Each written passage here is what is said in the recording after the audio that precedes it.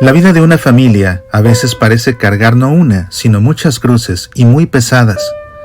Aprende a dar sentido a las cruces que carga tu familia con el libro Nuestra familia al pie de la cruz de tu amigo Mauricio Pérez. Nuestra familia al pie de la cruz es ideal para el tiempo de Cuaresma y Semana Santa y siempre que sientas que la cruz pesa demasiado. Nuestra familia al pie de la cruz. Disponible en Amazon en edición impresa y digital para Kindle. Medita, aprende, apasionate por nuestra fe. Te saluda Mauricio Pérez.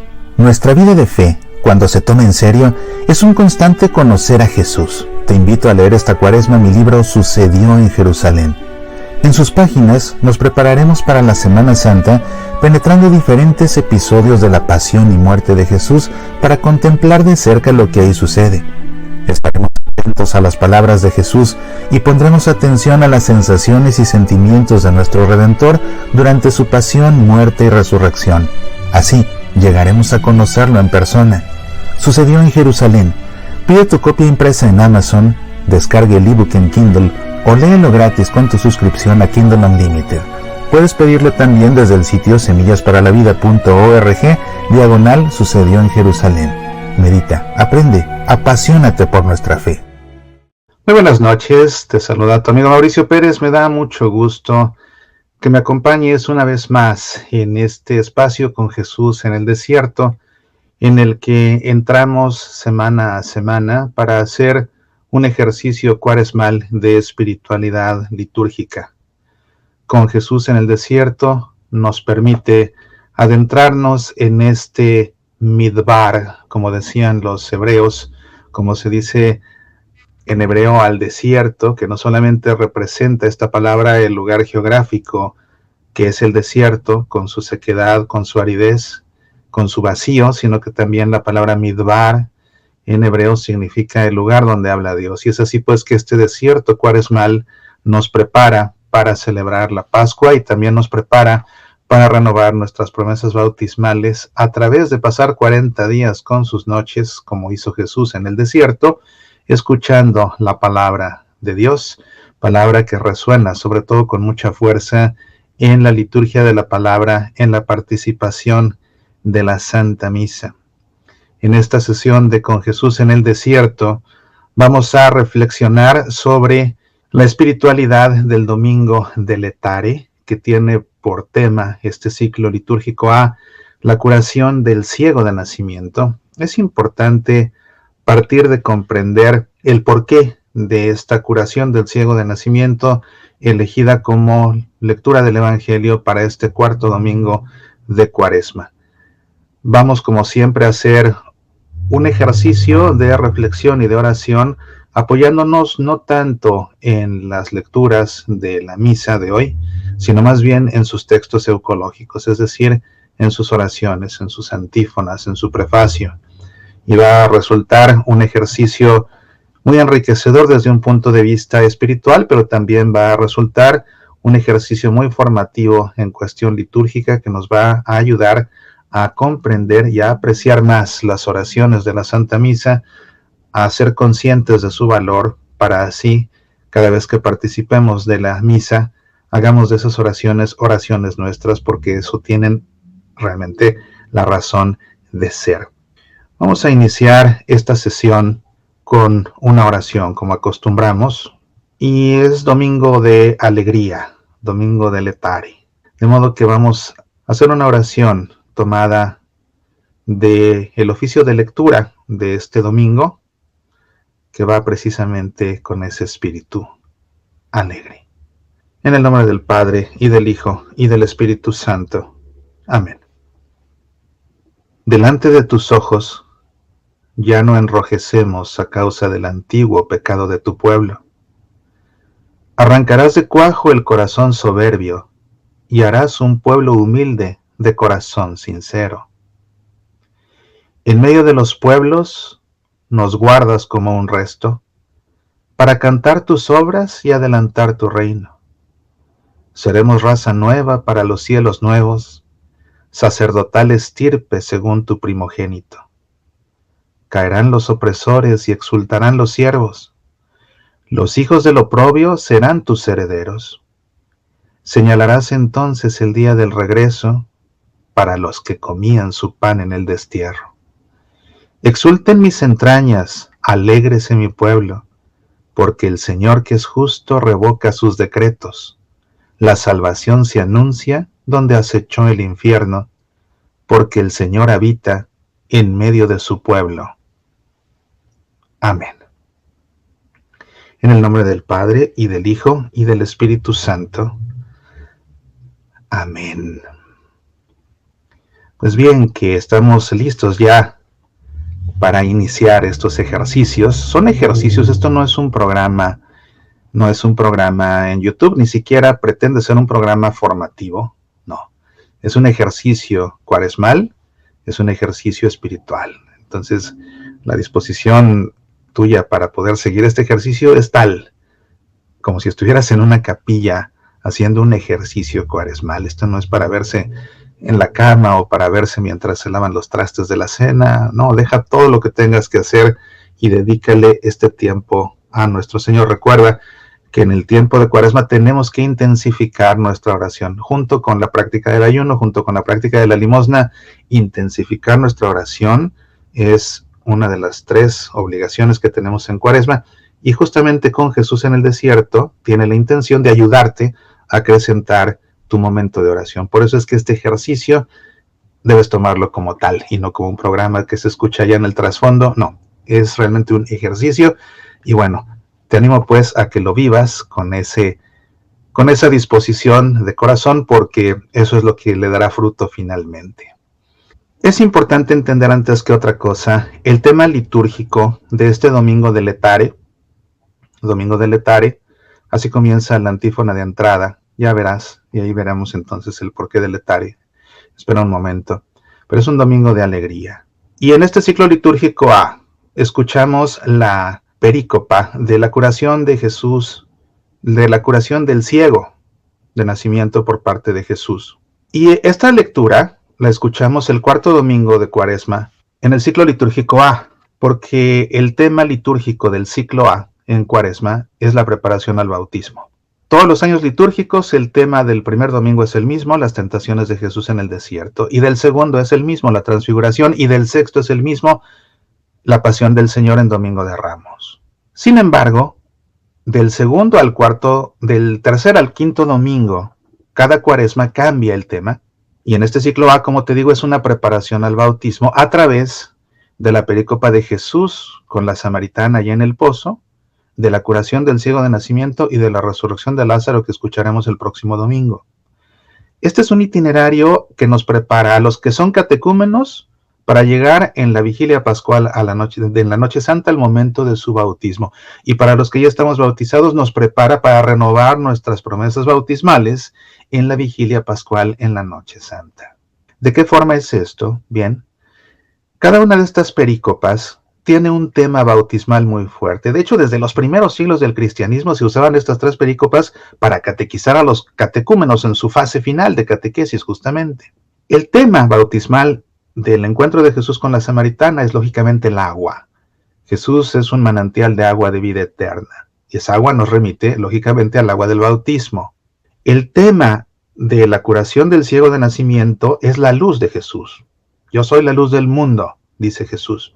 Y esa luz de Jesús nos remite por fuerza a la luz de Jesús que recibimos en el bautismo, porque cuando somos bautizados se nos enciende una vela directamente de la luz del Cristo resucitado, que está radiante en la flama del cirio pascual. Siempre se enciende el cirio pascual cuando se celebra el bautismo, y de su fuego se toma la luz de Cristo a través de esa vela que se le da a la persona que es bautizada. Y en el caso de la resurrección de Lázaro, él va a revivir a una vida nueva que nos remite a la vida nueva que nos trae el bautismo. De esta forma, cada una de estas perícopas está íntimamente ligada al sacramento del bautismo, pero además, en el tránsito por el desierto, no en el sentido del lugar donde habla Dios, sino ahora en la otra interpretación del desierto, que también es un lugar inhóspito, y que por lo inmenso que es el desierto, andar en el desierto también puede interpretarse como andar perdido, andar extraviado. Bueno, pues cada uno de estos temas bautismales nos rescata de esas realidades de un desierto en ese tono negativo. las aguas del bautismo, las aguas de ese Jesús manantial de vida eterna, nos rescatan del desierto del pecado. Esa samaritana era una mujer pecadora, que queda rescatada de su pecado con esa agua de vida eterna que viene de Jesús. En el caso de la luz de Cristo que se irradia sobre el ciego de nacimiento, nos rescata del desierto de la ignorancia. Ese ciego no conocía a Jesús, era ignorante al respecto. Y hasta que Jesús le da su luz y puede ver, él puede reconocer a Jesús y salir de su ignorancia. Y en el caso de la resurrección de Lázaro, lógicamente que la vida a la cual lo devuelve Jesús nos rescata a nosotros del desierto de la muerte. Cuando somos bautizados, realmente somos sepultados. La palabra bautismo viene del griego baptisein, que significa sepultar. De manera que ser bautizado significa ser sepultado. Nuestra vida vieja de pecado es sepultada para luego emerger a la superficie con una vida nueva. Es por esto que esta vida nueva a la que Jesús revive a Lázaro nos rescata a nosotros del desierto de la muerte, igual que lo hacen las aguas del bautismo. Entonces, entendiendo esto, comprendemos por qué el cuarto domingo nos ocupamos de la curación del ciego de nacimiento, y entendemos ahora por qué también es que el tema central teológico de este domingo es la luz. Idea importante con la que tenemos que quedarnos a lo largo de este ejercicio, porque vamos a ver la luz de Cristo resurgiendo una y otra vez en estos textos. Y bien, que para poder hacer el ejercicio vamos a ir proyectándolos aquí.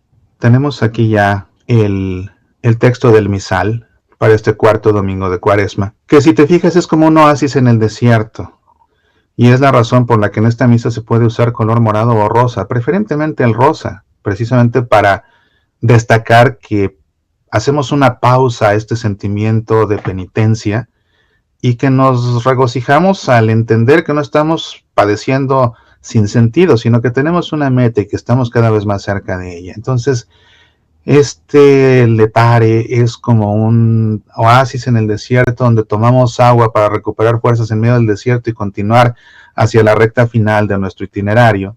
Es la razón por la que se puede adornar con flores el altar, precisamente para sugerir que hay vida, como cuando uno llega a un oasis en el desierto, y a partir del próximo domingo otra vez esas flores desaparecerán, porque estaremos de nueva cuenta en el tiempo de penitencia que es la Cuaresma.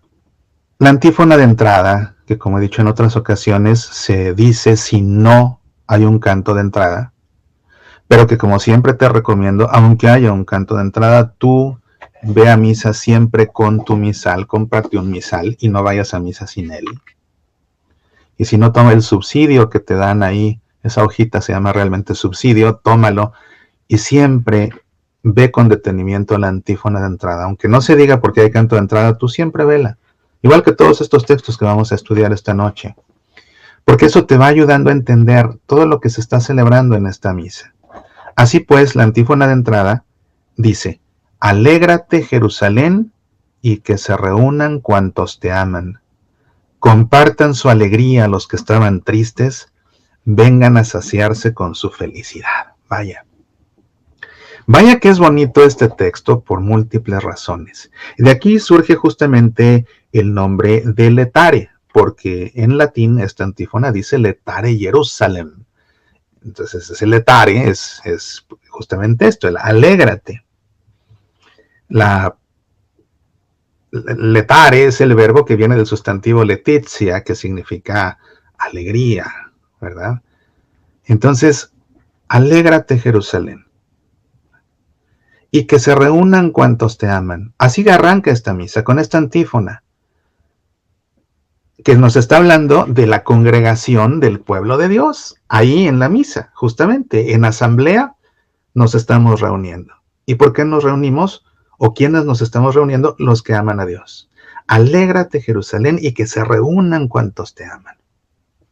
Pero nos vamos a reunir con ese gozo, o nos reunimos este día, mejor dicho, ya este ejercicio es a posteriori, nos hemos reunido con gozo. ¿A qué nos hemos reunido? A lo que dice esta antífona. a compartir nuestra alegría a los que estábamos tristes. ¿Por qué estábamos tristes? Porque el tiempo de Cuaresma es un tiempo de penitencia. ¿Por qué?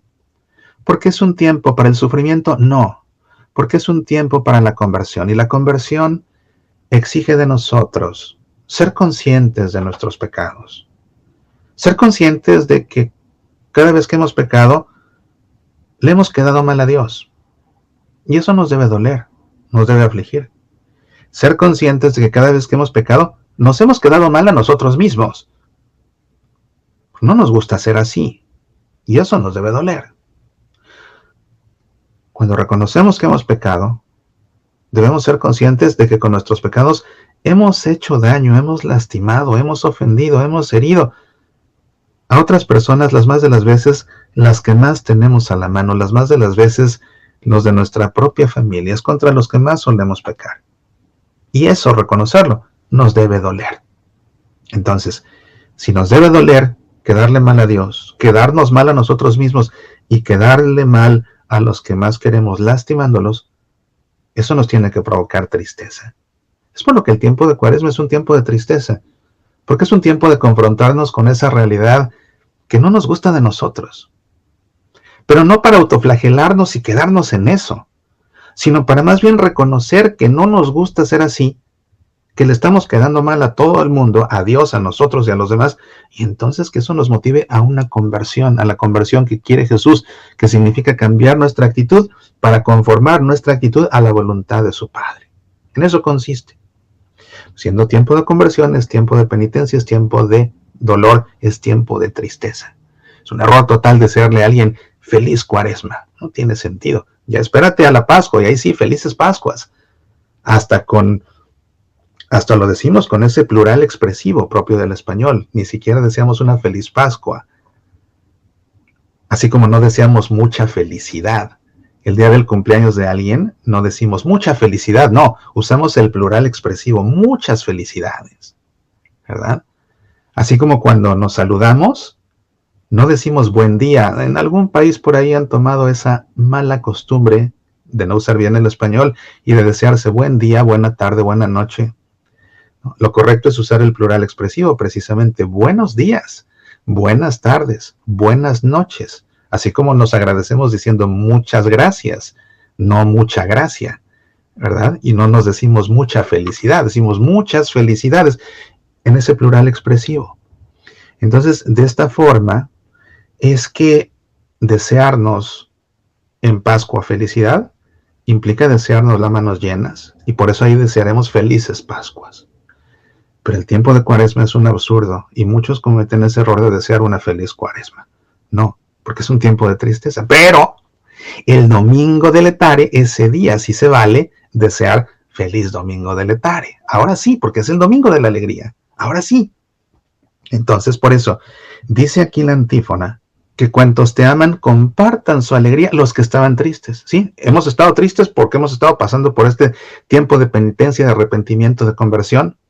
Pero ahora compartimos la alegría. ¿Por qué? Porque sabemos que no estamos haciéndolo por sufrir nada más, que estamos haciéndolo con un propósito, y que ese propósito es poder ser partícipes del misterio de redención allá en Jerusalén, que cada vez está más cerca. Y ve qué bonita exhortación al final. Vengan a saciarse con su felicidad. A saciarse con su felicidad. Los que estaban tristes. Entonces, puede ser que además de la tristeza por tus pecados, este domingo llegues a este oasis que es el Letare, triste por algo más que no sean tus pecados, triste por algo más que aflige tu vida en este momento. Tristeza porque alguien que quieres mucho está enfermo. Tristeza porque alguien que quieres mucho ha muerto. Tristeza porque alguien que quieres mucho está en serios aprietos. Tristeza porque has tenido recientemente una pérdida importante de algo muy valioso, tal vez el trabajo. Tristeza porque alguno de tus hijos ha dado malos pasos. Puede ser que llegues este domingo ante el Señor triste por esas razones. Sin embargo, la invitación es esta. que se reúnan cuantos aman a Dios y que compartan su alegría a los que estaban tristes y que vengan a saciarse con su felicidad. Si estás triste, el letaré es para que en este oasis te llenes de esa agua de la felicidad de Dios, siempre recordando que la alegría del Señor es nuestra fuerza. Incluso qué bonita la fórmula de despedida para esta misa. Alguien que sabe de liturgia emplearía esa, en lugar de decir vayan en paz, la misa ha terminado. En Domingo de Letare, la más adecuada de todas es la alegría del Señor es nuestra fuerza, vayan en paz, precisamente. Eso será el final de la misa. Pero ese es el tono, hoy es un tono de alegría. Aunque estemos tristes, hoy es el domingo de la alegría. Y si estás triste, ven a saciarte de la felicidad de Dios. Después de la antífona de entrada, inicia la misa con el acto penitencial. No se dice gloria porque estamos en Cuaresma, aunque sea Domingo de Letare, no se dice gloria. El único domingo de Cuaresma que se dice gloria es el sexto domingo de Cuaresma, que es Domingo de Ramos en la Pasión, pero porque ese, siendo Domingo de Cuaresma, es a la vez solemnidad. Entonces ahí sí se dice gloria, pero en este no. Entonces, inmediatamente después del acto penitencial, llegamos a la oración colecta, que repito, y si has seguido estos ejercicios, quizás te suene repetitiva mi explicación, pero la repito por dos razones. Una, porque hay amigos que se van sumando en el camino, que se nos van uniendo, que iban por allá en su caravana en el desierto y se encuentran la nuestra y se integran a nuestra caravana. Entonces, para los que apenas se integraron a nuestra caravana en el desierto este día, tengo que repetir la explicación. Pero también la repito porque a veces a fuerza de repetición y solo a fuerza de repetición hay quien solo así le entran las cosas. Entonces, nuevamente, la oración colecta es el momento de la misa en el que le pedimos a Dios por todo lo que necesitamos. Ese es el momento. Ese es el momento. No es tanto el momento de la oración de los fieles, cuando al final dicen, y cada quien pida por lo que tiene en su corazón. Te lo pedimos, Señor. Este es realmente el momento propicio para hacer las peticiones personales a Dios, en secreto, no en voz alta. Cuando el sacerdote dice oremos, es cuando el monaguillo le coloca el misal abierto enfrente al sacerdote. Y el sacerdote dice, oremos, y junta las manos. Junta las manos en gesto de que está recolectando las oraciones de todos. Por eso se llama oración colecta. Entonces, una vez que ha recolectado las oraciones de todos, por eso dice, oremos, y se queda en silencio. ¿Para qué se quede en silencio? Para que en ese momento cada quien le pida a Dios por lo que necesita en ese día.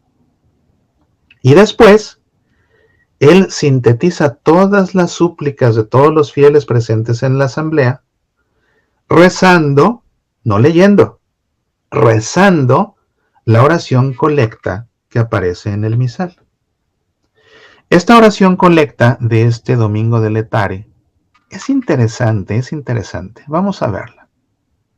Señor Dios, que por tu palabra realizas admirablemente la reconciliación del género humano, concede al pueblo cristiano prepararse con generosa entrega y fe viva a celebrar las próximas fiestas de la Pascua. Por nuestro Señor Jesucristo, tu Hijo, que siendo Dios, vive y reina contigo en unidad del Espíritu Santo por los siglos de los siglos. Amén. Siempre te cuento de dónde proviene la oración colecta de cada uno de estos domingos. Y esta es muy interesante porque esta se compuso para el nuevo misal después de la reforma litúrgica del Concilio Vaticano II. Y es una combinación de dos textos. Por un lado, está tomada de un sacramentario que se conoce como Gelasianum Vetus. La vez pasada, la oración colecta estaba tomada del sacramentario gelasiano. Y te decía yo que el sacramentario gelasiano data del siglo VIII, y del siglo VIII se recogió esa oración colecta y se agregó a este nuevo misal después de la reforma litúrgica. Ahora, esta otra parte está tomada del Gelasianum Vetus, que es anterior al sacramentario gelasiano. Incluso el Gelasianum Vetus se dice que era el texto litúrgico oficial, era el misal oficial que se empleaba en la iglesia en el siglo VII. Pero otra parte de esta oración colecta está tomada todavía de un texto más antiguo, de una homilía de Cuaresma que predicó el Papa León Magno. Él murió en el año 461. Entonces esta homilía la pronunció antes de morir, por supuesto, no inmediatamente antes de morir, pero vamos, si él murió en el año 461, fue en algún momento en el siglo V, pronunció una homilía de la cual se extrajeron palabras para combinarlas con esa otra oración tomada del Gelasianum Vetus del siglo VII y con ello aparecer aquí en nuestro misal que empleamos actualmente. ¿Por qué destaco esto? No solamente por el dato cultural, que siempre es importante, sino porque es muy importante que veamos los orígenes de nuestra liturgia y que valoremos la realidad de que por siglos la Iglesia ha rezado lo mismo. Yo te he hablado recurrentemente de un principio que se llama lex orandi, lex credendi. La norma de la oración es la norma de la fe. Dicho de otra forma, lo que la Iglesia reza es lo que la Iglesia cree. Y por eso es que los textos eucológicos, que son oraciones, que en conjunto conforman la oración por excelencia de la Iglesia, que es la Santa Misa, como puedes ver, no solamente son oraciones, sino que de esas oraciones aprendemos y comprendemos nuestra fe. Estos textos eucológicos, lo que la Iglesia ahora es una escuela de fe. Es una escuela de fe. Entonces, es parte de su gran importancia. Y cuando nos damos cuenta de que los textos eucológicos existen desde muy antiguo, nos damos cuenta de que la fe de la Iglesia permanece viva y consistente con el paso de los tiempos. Y ahora estamos repitiendo palabras que pronunció en una homilía San León Magno en el año 450 y tantos. Y las seguimos repitiendo.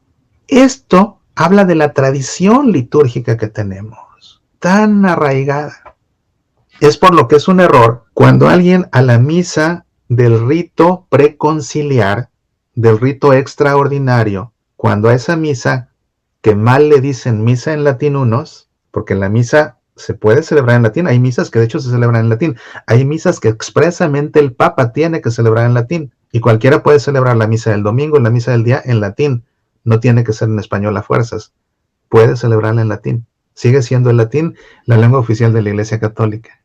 Entonces, decir a la misa del rito preconciliar la misa en latín es impreciso porque esta misa sigue siendo en latín. Pero cuando alguien le dice la misa tradicional, también está cometiendo un error de imprecisión, porque al decir esa es la misa tradicional, está implicando que la misa del Concilio Vaticano II, que la misa después de la Reforma Litúrgica, que la misa que celebramos bajo el nuevo ordinario de la misa, el Novus Ordo, ya no es tradicional, cuando no es así. La tradición litúrgica ha atravesado, de hecho, desde el cenáculo, donde Jesús celebró la primera misa, hasta la misa que celebramos este domingo. La tradición persiste, simplemente seguimos la tradición de partir el pan, de consagrarlo, de consagrar el vino y de comérnoslo. La tradición que empezó Jesús permanece viva hasta nuestros días. Entonces, celebramos una misa tradicional. Y cuando vemos que textos como estos datan de tan antiguo y los seguimos pronunciando, nos damos cuenta que la tradición sigue. Nuestra misa es tradicional, lo mismo que es la del rito preconciliar. Pero decir que esa es la misa tradicional es un error, porque es implicar que esta otra ya no es tradicional, cuando no es así. Cuando no es así, la tradición persiste. Y eso lo hemos podido ver aquí cada vez que estamos viendo estas oraciones colectas, ¿verdad? No todas, porque la del segundo domingo era moderna, esa se compuso ya después de la Reforma Litúrgica, se compuso para igual para el domingo de Cuaresma, pero las otras han sido de textos antiguos. Entonces ahí vemos cómo la tradición sigue vigente, sigue viva, sigue reavivándose. Bien. Quería hacer este apunte porque me parece muy importante tener esto claro cuando estamos también profundizando en nuestro conocimiento de la liturgia. Bien, ¿qué nos llama la atención de esta oración colecta? Lo primero, vemos que sigue la típica estructura de una oración colecta. Primero, una invocación, Señor Dios. Después, una cláusula anamnética, es decir, un recuerdo de algo que hizo Dios, que se le recuerda a Dios, que por tu palabra realizas admirablemente la reconciliación del género humano. Y después de la cláusula anamnética viene una o dos peticiones, las más de las veces son dos. En ocasiones hay una como esta. Concede al pueblo cristiano prepararse con generosa entrega y fe viva a celebrar las próximas fiestas de la Pascua. Y termina con la intercesión de nuestro Señor Jesucristo. Porque esta oración la oración colecta siempre se dirige a Dios Padre. Hay que saber en la misa a quién le estamos hablando de la Trinidad. En la oración colecta le estamos hablando a Dios Padre. Entonces, notamos que tiene la típica estructura, pues, de la oración colecta. Invocación, cláusula anamnética, petición es, entre paréntesis S, y la intercesión de nuestro Señor Jesucristo. Pero vemos aquí, a diferencia del tercer domingo de Cuaresma, que fue el de la vez pasada, en que nos encontramos la oración colecta más larga de todos los domingos de Cuaresma, ahora nos encontramos una peculiarmente breve. Simplemente de entrada, la invocación es la más breve que puede existir. Señor Dios, punto. Señor Dios. Es muy sencilla, llama la atención la sencillez de la invocación. Por el contrario, la cláusula anamnética está muy elaborada. Que por tu palabra realizas admirablemente la reconciliación del género humano. Fíjate, es demasiado elaborada, porque bastaría con decir que por tu palabra realizas la reconciliación del género humano, pero se le agrega un adverbio, admirablemente. Eso la vuelve más compleja en su estructura, ¿verdad? Y ahora vamos a comenzar a entender lo que hay detrás de estas palabras. Y luego nos encontramos no dos, como se acostumbra, sino una sola petición, pero elaboradísima. Quizás la petición, la petición más larga de todas las oraciones colectas en un domingo de Cuaresma. Tendré que confirmarlo, pero nada más viendo esto estoy 99% seguro. Concede al pueblo cristiano prepararse con generosa entrega y fe viva a celebrar las próximas fiestas de la Pascua. Nos llama la atención que, siendo el domingo de la alegría, la oración colecta no emplea la palabra alegría. Habla de una generosa entrega, sí, y habla de una fe viva también, pero no menciona la alegría. Tal vez el que emplee el Misal de México se encuentre en el Misal de México, que hace una referencia a la alegría, porque aquí cuando hicieron la traducción con calzador le metieron la palabra alegría, y yo creo que lo hicieron justamente pues para que apareciera la alegría en algún lado, aunque aparece dos veces de hecho, porque ya apareció en la antífona de entrada y después lo vamos a ver en la oración sobre las ofrendas. La oración colecta dice así, sí veo que dice generosa entrega y fe viva, pero encontré en los textos de la Arquidiócesis de Guadalajara, pero vale la pena puntualizarlo, porque tal vez alguien vaya a su misal o algo, o a la hojita de la misa y diga, pero es que como aquí dice que la alegría. Entonces por eso vale la pena aclarar, ¿no? Pero vamos a revisar aquí, y en el texto de Guadalajara encontré que hablaba de... No, estaba yo equivocado. Bueno, entonces me equivoqué yo. Yo creo que vi mal, o a lo mejor cogí, cuando estaba haciendo el ejercicio, la oración colecta de otro día que mencionaba la alegría, porque algo que siempre hago es que tomo la oración colecta y todos los textos, de hecho, los tomo en el español, pero también los tomo en su original en latín, en este caso, porque es de donde se traducen las oraciones. Como dato litúrgico, todos los textos eucológicos están traducidos para todos los idiomas, así tiene que ser la norma. Los textos eucológicos, que son estos que estamos estudiando en este ejercicio, están traducidos del misal en latín, de la editio típica del Missale Romanum, es de donde están traducidos.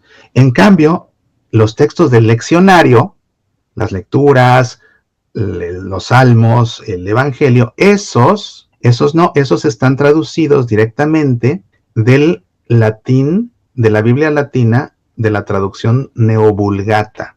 O sea, el proceso es este. La Biblia se escribió en hebreo. Después se añadieron otros libros, o se escribieron otros libros, los deuterocanónicos, que estaban escritos en griego.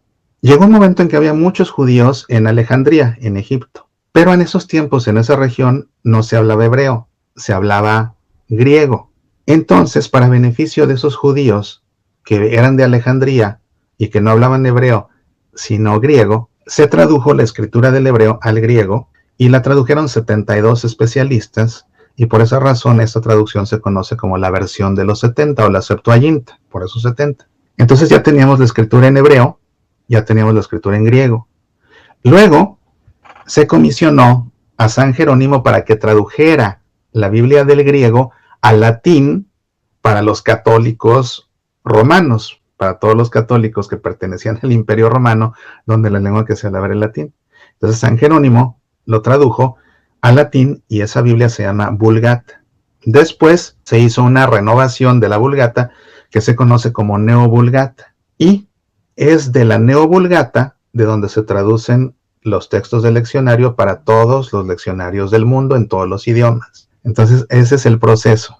Y por eso es que para poder estudiar a fondo los textos eucológicos conviene remitirnos a los originales en latín, y a veces encontramos sutilezas, ¿no? Entonces yo estoy seguro, pero evidentemente me equivoqué, yo creo que si estaba revisando la oración colecta de otro domingo, porque lo que me había llamado la atención era que en latín habla de una alacrifide, y alacri no significa alegre, y dije, pues, ¿por qué lo tradujeron alacri como alegre? Ah, aquí ya encontré el texto, sí, pero no sé exactamente de dónde es, no sé si sea el de Perú, pero aquí dice: oh Dios, que por tu verbo realizas de modo admirable la reconciliación del género humano, haz que el pueblo cristiano se apresure con fe gozosa y entrega diligente a celebrar las próximas fiestas cuaresmales. Y aquí está, que se apresure con fe gozosa. Y ahí es donde yo vi la referencia al gozo, precisamente, fe gozosa. Entonces no me había equivocado, me equivoqué de fuente, pero sí vi el texto. Pero en realidad el misal habla de una alacrifide, que lo que significa la alacrifide es justamente una fe animosa, una fe animada, una fe viva, vívida, como está aquí en el misal de México, ¿verdad? Entonces, aquí está que el misal de México, de hecho, se emplea en varios países de América Latina, incluyendo en Estados Unidos. En Estados Unidos, cuando se celebra en español, se emplea el misal mexicano. Entonces, aquí está, una fe viva. Ahora, vamos a comprender este texto. Primero, la invocación, como te decía, es sencillísima, pero luego la cláusula anamnética, lo que se le recuerda a Dios, es muy elaborado. Y aquí lo que él hace particularmente elaborada es el adverbio admirablemente, que por tu palabra realizas admirablemente la reconciliación del género humano. Estamos aquí pensando ya en el Dios Redentor, que por amor es capaz de reconciliar al género humano extraviado, que ha ofendido a Dios, que lo ha desobedecido, que ha pecado, y que al pecar ha pecado contra él mismo, contra el género humano también, no solo contra Dios. Y a pesar de todo, y a pesar de nosotros, Dios, que es amor, realiza nuestra reconciliación con él y con nosotros. Y eso nos llena de admiración, justamente. ¿Y dónde realiza esta reconciliación del género humano con Dios? Cuando su Hijo muere en la cruz. ¿Cuándo? En la Pascua. Y en este itinerario que caminamos hacia Jerusalén para ser testigos de los misterios de la Pascua, vamos a ser testigos de la reconciliación del género humano con Dios. Y sabiendo que no nos lo merecemos, eso nos llena de admiración. Y es entonces de donde viene, de forma implícita, aunque no explícita, el gozo del letare también. Porque lógicamente, al saber que no nos lo merecemos y saber que Dios nos va a reconciliar con él, eso nos llena de admiración, de estupor, hablábamos la vez pasada.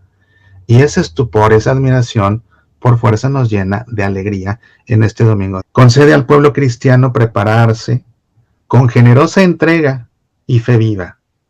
Generosa entrega y fe viva, para celebrar justamente las próximas fiestas de la Pascua. Y aquí habla de las fiestas de la Pascua. No es solamente el triduo pascual, es el triduo pascual y después todo el tiempo pascual, con todo lo que implica la octava de Pascua, el domingo de la Divina Misericordia, la ascensión del Señor, Pentecostés, con lo que terminará. Todos esos días son las fiestas de Pascua. Todo eso. Concédenos que nos preparemos con generosa entrega y con fe viva para poder participar de todo esto. Y así nuevamente estas oraciones nos sirven como brújula para no perder el camino en este desierto cuaresmal. Hacia allá vamos, ese es el objetivo, donde parte de prepararnos y parte de participar y de celebrar estas fiestas de Pascua es renovar nuestras promesas bautismales. Eso no lo debemos olvidar. Después viene toda la liturgia de la palabra. Ya en la liturgia de la Eucaristía de la Misa, lo que nos encontramos aquí es la oración sobre las ofrendas. Las ofrendas, importantísimo tenerlo siempre presente.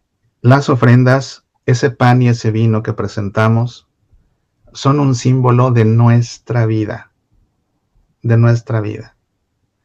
Nuestra vida, representada por ese pan y ese vino, se le ofrecen a Dios.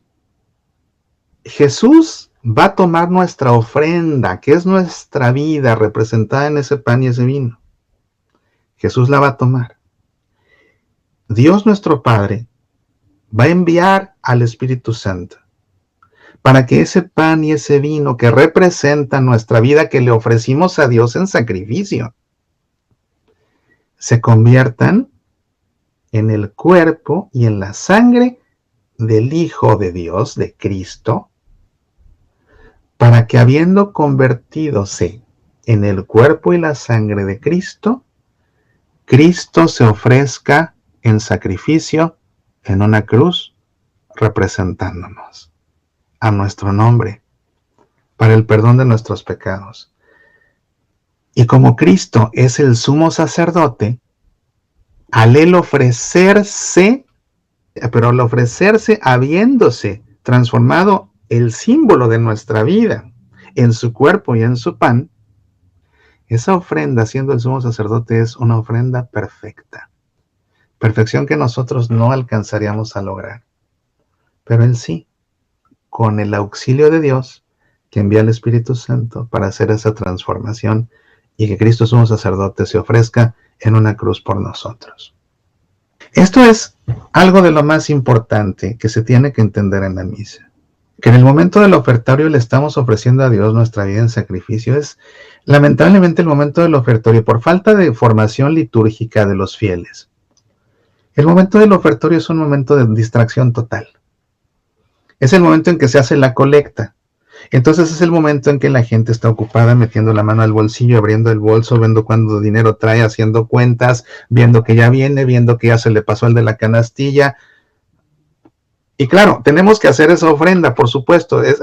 Con esa ofrenda que estamos dando, también estamos haciendo el gesto de ofrecer. Antes se ofrecía las primicias del trabajo, los agricultores las primicias de su cosecha, los ganaderos pues los primogénitos de su ganado. Nosotros que no somos agricultores ni ganaderos, los que vivimos en la ciudad, el fruto de nuestro trabajo es dinero. Entonces por eso damos dinero no solo para ayudar, o bueno, sí, para ayudar las necesidades de la iglesia, pero también como acto sacramental, como gesto sacramental de ofrecer el fruto de nuestro trabajo. Y ofrecemos pues nuestra vida, representada en ese pan y ese vino. En realidad, en el momento del ofertorio tenemos que ser conscientes de lo que está sucediendo. Los que llevan ese pan y ese vino por el pasillo central hasta el altar, lo que llevan en nuestras manos simboliza nuestra vida. Tenemos que ser conscientes y en ese momento hacer un acto de ofrenda a Dios. Y en ese momento de forma consciente decir, Dios mío, en ese pan y ese vino que te van a entregar, te estoy ofreciendo lo que me ha pasado esta semana, lo bueno y lo malo. Te estoy ofreciendo que logré conseguir esto con el fruto de mi trabajo. Te estoy ofreciendo que me fue bien en el trabajo. Te estoy ofreciendo que me fue bien en la escuela. Te estoy ofreciendo que logré reconciliarme con mi esposa. Pero también te ofrezco lo malo. Te ofrezco que estoy muy triste porque me despidieron, porque me quedé sin trabajo y tengo miedo. Te ofrezco mi miedo en sacrificio. Te ofrezco mi dolor porque mi papá está muy grave en el hospital. Este dolor mío y este miedo que tengo, te los ofrezco en sacrificio. Van en ese pan y en ese vino. Eso es lo que tengo yo que hacer en el momento del ofertorio. No tanto estar buscando el cambio y viendo al de la canastilla y cazándolo y distraído. Y allá mientras ya le dieron los dones al sacerdote y el sacerdote está preparándolos y nadie se entera de lo que está pasando. No, es un momento central existencial en mi vida. Bueno, pues justamente cuando el sacerdote está preparando estos dones, se hace esta oración sobre las ofrendas. Te presentamos, Señor, llenos de alegría, estas ofrendas para el sacrificio. Y pedimos tu ayuda para celebrarlo con fe sincera y ofrecerlo dignamente por la salvación del mundo, por Jesucristo nuestro Señor. Y aquí está la referencia al domingo de Lepare. Te presentamos, Señor, llenos de alegría. Hoy que es domingo de Lepare, nuestra actitud, nuestro tono es de alegría. Hoy es la alegría, y lleno de alegría te presento mi vida en sacrificio. Sí, lleno de alegría te presento mi vida en sacrificio. Para el sacrificio. Y te pedimos tu ayuda para celebrarlo con fe sincera. Ayúdame, Señor, ilumíname, para que la celebración de este sacrificio eucarístico lo celebre yo con fe, con convicción de que Cristo se está ofreciendo por mí, con convicción de que Cristo está verdaderamente presente en ese pan y en ese vino consagrados, con convicción de que me lo voy a comer y va a entrar en mí, con convicción de que vamos a estar en comunión, con esa convicción, con una fe sincera, con una fe sincera. Es tan importante son las oraciones. Por eso es por lo que no debemos caer en el error de dejar que allá el sacerdote diga y nosotros ni en cuenta. Y al final ya nada más mecánicamente respondemos amén o lo que tengamos que responder, sin saber lo que el sacerdote... No, tenemos que estar metidos en esto, entendiéndolo. Otra vez, lleva tu misal, y ahí vas viendo las oraciones y todo, para que seas consciente de todo lo que está pasando y todo lo que se está rezando. El sacerdote no está hablando ni leyendo, él está rezando. Pero todos estamos participando en la misa, tenemos que rezar junto con él. Después de esto, pues lógicamente aquí parte de la liturgia de la Eucaristía, viene el prefacio a la plegaria eucarística. Nuevamente la explicación repetitiva para los que ya venían en la caravana, nueva para los que se acaban de sumar a nuestra caravana. La importancia del prefacio es que el prefacio es un momento en el que nos elevamos espiritualmente y nos ponemos a la altura de los ángeles para junto con ellos alabar a Dios. ¿Y por qué motivo vamos a alabar a Dios? Lo vamos a alabar porque hay un motivo particular en cada misa que nos llama particularmente la atención. Y el motivo que nos llama particularmente la atención en esta misa es el siguiente. Vamos a poner atención a cada parte del prefacio. El Señor esté con ustedes, dice el sacerdote, contestamos y con tu espíritu. Levantemos el corazón. Lo tenemos levantado hacia el Señor. Nos estamos elevando a la altura de los ángeles. Porque cuando termine el prefacio, vamos a decir, y también nosotros unidos a los ángeles te aclamamos diciendo sin cesar, Santo, Santo, Santo. ¿Ves? Entonces, ¿qué es lo que nos llama la atención en esta misa? Demos gracias al Señor nuestro Dios, es justo y necesario. En verdad es justo y necesario, es nuestro deber y salvación, darte gracias siempre y en todo lugar, Señor Padre Santo, Dios Todopoderoso y Eterno, por Cristo Señor nuestro. Todos los prefacios comienzan así. Ahora viene el texto particular, y este texto particular es para este domingo, cuarto de Cuaresma, cuando se lee la pericopa de la curación del ciego de nacimiento. ¿Por qué le vamos a dar gracias siempre en todo lugar al Señor Padre Santo? Porque Cristo mismo, por el misterio de la encarnación, condujo al género humano que caminaba en tinieblas a la luz de la fe, y a quienes nacían esclavos del pecado los elevó, renacidos por el bautismo a la dignidad de hijos de adopción. Por eso todas tus criaturas en el cielo y en la tierra te adoran, entonando un cántico nuevo, y también nosotros, unidos a los ángeles, te aclamamos diciendo sin cesar, Santo, Santo, Santo. Él mismo, por el misterio de la encarnación, se hizo hombre como nosotros, se hizo uno entre nosotros, el Emmanuel, el Dios con nosotros. Al hacerse uno con nosotros, nos condujo, a nosotros que caminábamos en las tinieblas, a la luz de la fe. Esto es una referencia a ¿quién? Al ciego que fue curado de nacimiento. Él caminaba en las tinieblas, no veía nada. Sin embargo, ahora no solo ve, sino que además de ver con los ojos físicos, cree en Cristo, como el Mesías, como el Hijo del Hombre. Y por eso hasta se postra y la adora porque lo reconoce como Hijo de Dios. Y esto es posible, esta curación del ciego es posible porque Jesús se hizo uno con nosotros. Acuérdate cómo comenzaba este evangelio. Jesús ve a un ciego de nacimiento y le preguntan los apóstoles, ¿quién pecó, él o sus padres? Porque ellos pensaban que quien nacía con una discapacidad, o bien había sido porque sus padres habían pecado y en castigo habían tenido un hijo con una discapacidad, pero también pensaban que los bebés podían pecar en el seno de su madre antes de nacer, Y si eso sucedía, nacían con una discapacidad en castigo por sus pecados. Entonces, por eso le preguntan quién pecó, él o sus padres. Y Jesús lo que les responde es que no pecó ni él ni sus padres. Y le dice, nació así para que en él se manifestaran las obras de Dios. Es necesario que yo haga las obras del que me envió mientras es de día, porque luego llega la noche y ya nadie puede trabajar. Mientras esté en el mundo, yo soy la luz del mundo. Entonces, si esto es posible, esta curación fue posible gracias a que Jesús se hizo uno entre nosotros. Pero no solamente esto nos remite al ciego de nacimiento, esto también nos hace pensar en nosotros, porque somos parte del género humano que ha caminado en tinieblas. Y que en esta cuaresma nos damos cuenta que hemos caminado en tinieblas. Y a quienes nacían esclavos del pecado los elevó, renacidos por el bautismo a la dignidad de hijos de adopción. Por eso todas tus criaturas en el cielo y en la tierra te adoran entonando un cántico nuevo. De ahí pasamos a la antífona de la comunión. La antífona de la comunión está basada también en este texto. Acuérdate que le preguntan una y otra vez al ciego de nacimiento, ¿cómo fue que te curó? Pues me puso lodo sobre los ojos, entonces fui, me lavé, comencé a ver y creí en Dios. Esta es la antífona de la comunión.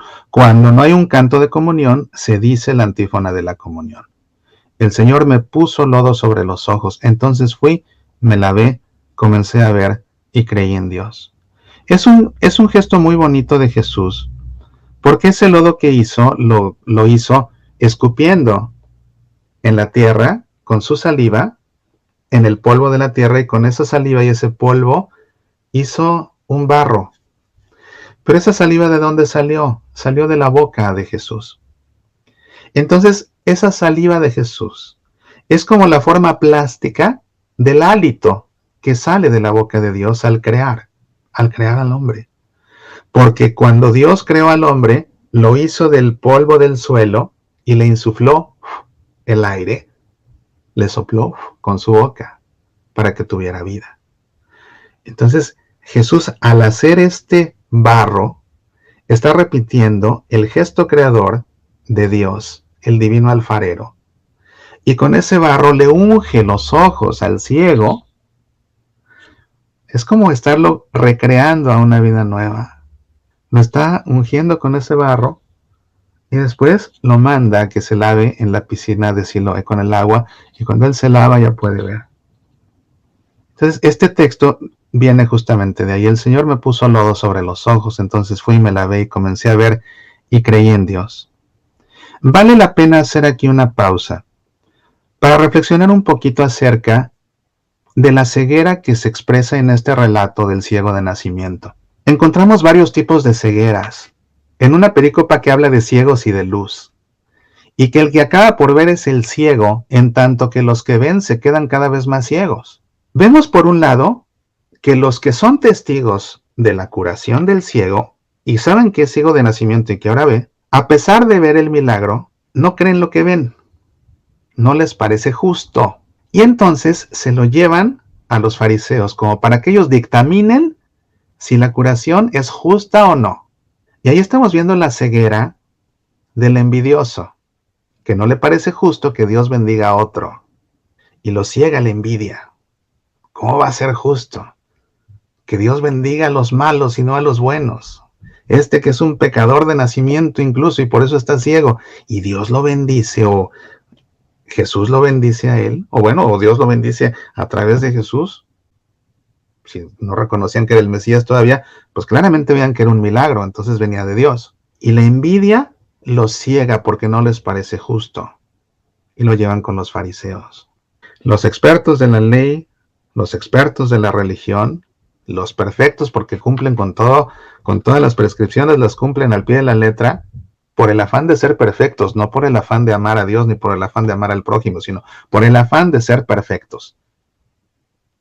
O sea, lo hacían realmente por arrogancia, pero sí se esmeraban en cumplir todo a rajatabla. Y, lógicamente, si cubres a rajatabla todas las prescripciones, tu conducta va a ser buena, que no generosa, pero sí buena. Ahora estos van a dictaminar y están viendo el milagro, y aunque están viendo el milagro con sus propios ojos, no lo pueden creer, no ven la realidad y se rehúsan. Y por eso una y otra vez le preguntan, pues, ¿cómo te curó? ¿Cómo te curó? ¿Cómo te curó? Como siguen sin creer a pesar de ver, llaman a sus padres. Y la reacción de los padres a mí me parece la reacción más triste de toda la perícopa, porque los papás del hombre ciego acaban por traicionar a su propio hijo. Cuando le preguntan los fariseos a los papás, ¿quién lo curó? ¿Es cierto que era ciego de nacimiento? Sí, sí es cierto. ¿Y quién lo curó? Ahí es donde ya no contestan. Dice el Evangelio que por miedo, porque ya habían amenazado con que el que reconociera a Jesús lo iban a expulsar de la sinagoga. Entonces, para que no los expulsen de la sinagoga, dicen, pregúntale a él, ya está grande, él ya puede contestar. Si era ciego, pero ¿quién lo curó? No nos preguntes a nosotros, para que no nos expulses de la sinagoga, que te diga él. Él ya puede. Y por decir la verdad, al hijo lo echan de la sinagoga y a los papás no, porque los papás le dieron la espalda al hijo. Pero vemos aquí la ceguera de la ingratitud. Porque qué padre de familia, qué madre de familia no le agradecería a Jesús con todo su corazón curar a un hijo, y más cuando ha sido ciego desde nacimiento. ¿No es para darle gracias a Jesús a manos llenas? ¿No es para decir, sí, lo curó Jesús, aunque me botes de donde me botes, estoy tan agradecido con él que no puedo negarlo? Y la ingratitud lo ciega y acaban traicionando, no solo no contestando para no agradecer a Jesús, sino que acaban traicionando a su hijo, dándole la espalda a su hijo, abandonándolo a su suerte, y acaba yéndole mal al hijo porque lo acaban botando de la sinagoga. Y vemos también la ceguera de estos fariseos que con todo no entran en razón, y como no tienen argumentos, comienzan a insultar a este hombre que ahora ve. Lo insultan porque lo curó Dios, y empiezan a echarle culpas a Jesús con tal de, por envidia, por enojo, porque están ciegos, están cegados. Dicen, es que ese es un pecador, ese no viene de Dios, porque cura en sábado. No les importa la caridad, buscan qué culpa echarle. Este no respeta el sábado. Lo que nos importa no es que haya curado a un ciego. Oye, qué misericordia. Deja tú el milagro, qué misericordia. No, eso no les importa. Lo que buscan es cómo echarle una culpa. Este no cumple el sábado. ¿Y por qué no cumple el sábado? Porque manipuló el polvo del suelo. Esa fue la falta que le echaron. Manipuló el polvo del suelo y eso está prohibido. Es un pecador. ¿Cómo va a hacer milagros si es un pecador? Viendo el milagro. Y entonces agreden verbalmente al muchacho, lo insultan.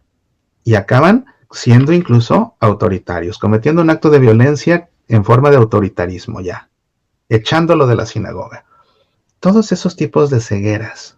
Y por eso es que al final Jesús dice, hablando de esa ceguera, porque creen que ven, están ciegos, y los que están ciegos son los que ven. Eso a nosotros nos cuestiona por fuerza, nos tiene que interpelar también en este domingo de Cuaresma, porque somos de los que pensamos que vemos, no vaya a ser que por decir que vemos estemos ciegos, o somos de los que reconocemos nuestra oscuridad, y entonces no queda más que pedirle a Jesús que venga y que como el ciego nos sane, nos abra los ojos y con su luz nos ilumine para que salgamos de nuestras tinieblas. Quédate con esta idea, porque la vamos a retomar al final. Ya después de la comunión, viene la oración después de la comunión, que dice así: Señor Dios, luz que alumbra a todo hombre que viene a este mundo, ilumina nuestros corazones con el resplandor de tu gracia, para que podamos siempre pensar lo que es digno y grato a tus ojos y amarte con sincero corazón. Nuevamente la referencia a la luz. Señor Dios, luz que alumbra a todo hombre, ilumina con tu luz nuestros corazones. De hecho dice, ni siquiera con tu luz, ilumina con tu resplandor, o sea, con tu luz al máximo que nos deja ciegos.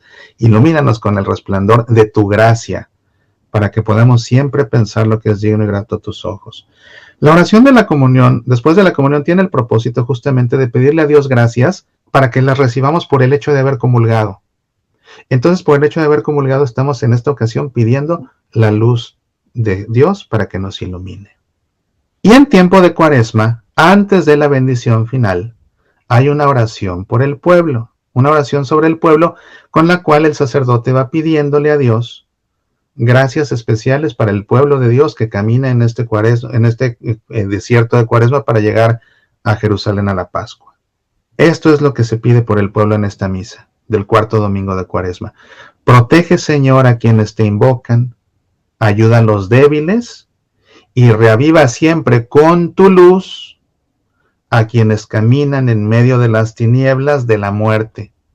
Concédeles que, liberados por tu bondad de todos los males, alcancen los bienes supremos por Cristo nuestro Señor. Ahí tienes, nuevamente la referencia a la luz. Como ves, es el tema recurrente de este domingo, la luz, que como te había yo explicado, ese es realmente el tema bautismal de este domingo en conexión con el bautismo. Está la luz que prevalece sobre la ceguera del ciego, a fin de cuentas, y es lo que le permite ver. Hemos visto aquí la ceguera de varios. Hemos visto la luz de Cristo que resplandece. Hemos pedido que resplandezca la luz de Cristo sobre nosotros. Ya para terminar nuestro ejercicio de esta ocasión, conviene ponernos en el lugar del ciego y pensar y poner ante el Señor el tipo de ceguera que no nos deja ver. No vaya a ser una ceguera como la de los testigos de la curación que fueron envidiosos. No vaya a ser como la de los fariseos, que mejor buscan culpas antes que aceptar la gracia de Dios en otros. No vaya a ser como la de los papás del ciego que son ingratos con Dios porque no ven las bendiciones de Dios para con sus hijos. ¿Cuántas veces los papás son ingratos y le reclaman a Dios, ¿por qué no le das a mi hijo esto? ¿Por qué no le das aquello? Dejando de ver y agradecer todas las bendiciones que Dios le da a sus hijos. Hemos sido ciegos o nos hemos cegado en la ira al punto de llegar a ser ofensivos verbalmente con otros, como los fariseos que insultaron a este hombre que ahora veía. O si tenemos autoridad, nos hemos cegado y hemos caído en el autoritarismo que lastima, que oprime. Puede ser incluso en casa con nuestros hijos, pero puede ser en el trabajo, puede ser en la escuela si alguien es maestro, puede ser en una congregación si alguien es el superior, en una parroquia si ese es el párroco, en una diócesis si ese es el obispo. ¿Será que nos hemos dejado cegar y hemos caído en el autoritarismo? Es momento de poner ante Dios esa ceguera y pedirle a Jesús que nos abra los ojos, que como el divino alfarero, que su Padre escupe en el suelo, haga un nuevo barro y nos lo unja en los ojos para que al lavarnos podamos ver con su luz. Te invito a considerar en silencio sobre esto un momento. Nuestra oscuridad enciende la llama de tu amor, Señor, de tu amor, Señor. En nuestra oscuridad enciende la llama de tu amor, Señor, de tu amor, Señor. En nuestra oscuridad enciende la llama de tu amor, Señor, de tu amor, Señor. En nuestra oscuridad enciende la llama de tu amor, Señor, de tu amor, Señor. En nuestra oscuridad enciende la llama de tu amor, Señor, de tu amor, Señor. Es fuerte el amor como la muerte, es centella de fuego, llamarada divina. Enciende la llama de tu amor, Señor, de tu amor, Señor. En nuestra oscuridad enciende la llama de tu amor, Señor, de tu amor, Señor.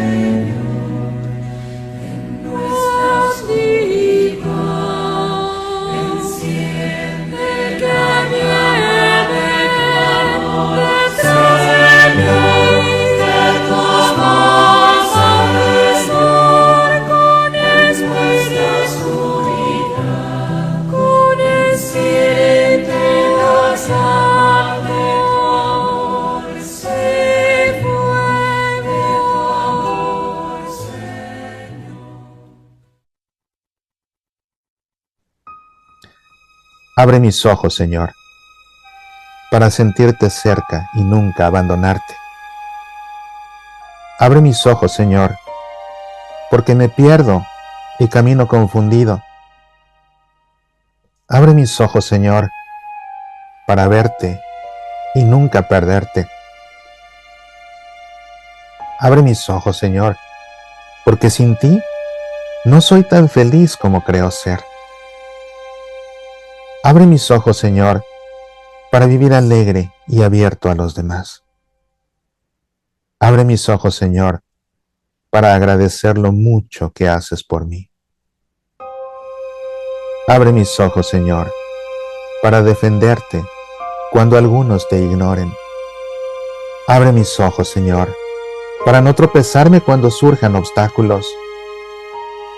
Abre mis ojos, Señor, para que nadie me confunda con falsas luces. Abre mis ojos, Señor, para que nada me aleje de tu amistad. Abre mis ojos, Señor. Amén.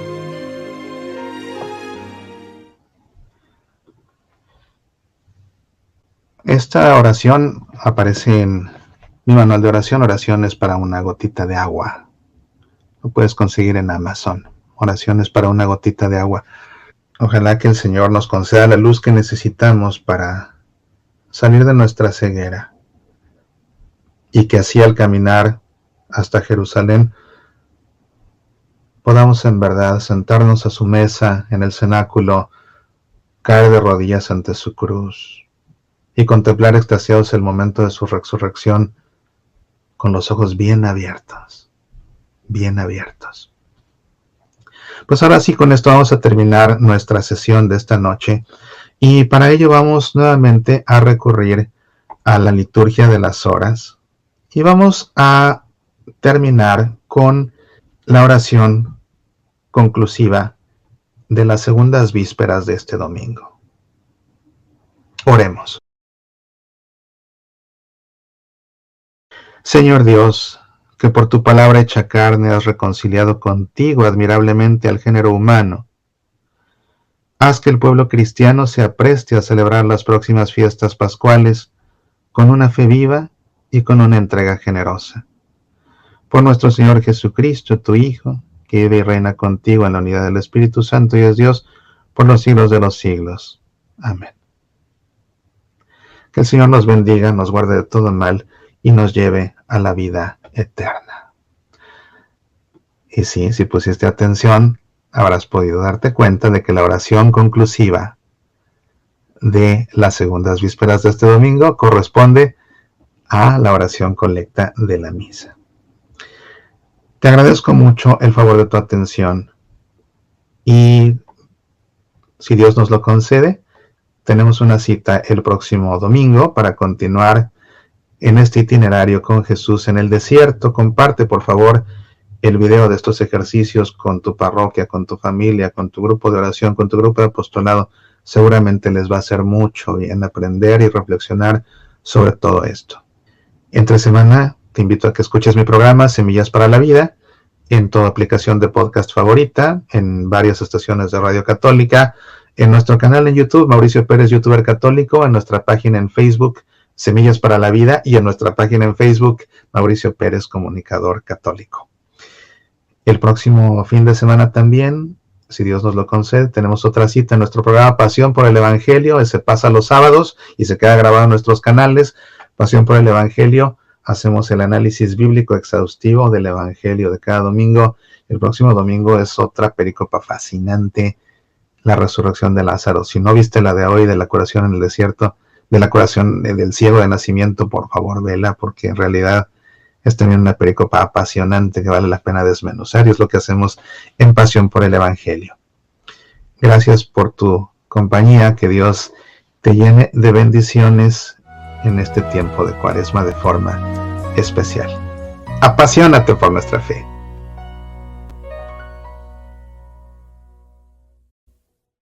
¿Qué vas a leer esta Cuaresma? Te invito a leer mis libros Sucedió en Jerusalén, Judas, traidor o instrumento de Dios, el manual de oración Oraciones para una gotita de agua, Nuestra familia al pie de la cruz y escucha, Jesús habla desde la cruz. Forma tu biblioteca y lee cada uno de estos libros. Pídelos impresos en Amazon.com, descárgalos en tu Kindle o léelos gratis con tu suscripción a Kindle Unlimited. Medita, aprende, apasionate por nuestra fe.